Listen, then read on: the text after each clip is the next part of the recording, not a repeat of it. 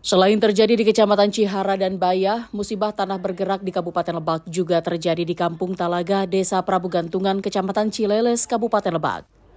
Sejumlah rumah warga di kampung ini mulai ditinggalkan oleh pemiliknya karena rumah yang ditempati mengalami rusak berat akibat bencana tanah bergerak yang terjadi pada beberapa hari yang lalu. Peristiwa ini terjadi setelah hujan deras terjadi selama sehari semalam. Kerusakan di rumah warga terjadi pada bagian dinding dan lantai. Tidak hanya di satu ruangan, kerusakan juga terjadi pada bagian ruangan rumah seperti ruang tengah, kamar, serta bagian lantai rumah warga mengalami retak-retak hingga terbelah. Bahkan terdapat bagian dapur rumah yang ambruk.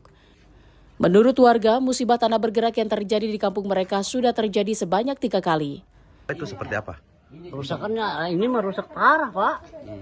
Rusak parah ini mah. Nggak seperti yang udah gitu. Yang udah masih mending kan, masih ringan. Ini mah parah. Di lokasi titik mana aja? Jadi gimana ya? Dia ini kenapa harus pindah, Pak? Di bagian apa aja yang rusak, Pak? Ya semua itu. Seperti apa? Bisa disebutin nggak, Pak? Ya depan, tengah, belakang itu rusak semua. Terus setelah ini Bapak, kan kondisi rumah Bapak ini kan rusak parah nih ya. Nah, untuk sementara waktu Bapak tinggal di mana? Di rumah tetangga. Sementara menurut Kepala Desa Prabu Gantungan, ada sebanyak 9 rumah yang terdampak bencana pergerakan tanah, meliputi 4 rumah rusak berat dan 5 rusak ringan. Pihak desa sudah melaporkan kejadian tersebut ke pihak Pemkab Lebak agar ada penanganan. Seluruh rumah yang terdampak pergeseran tanah ya. Di sini terdapat yang rusak parah ada 4 rumah dan rusak ringan itu ada 4. Dan ini yang rusak parah itu ada 4, itu tidak bisa ditinggali lagi sama pemilik rumahnya.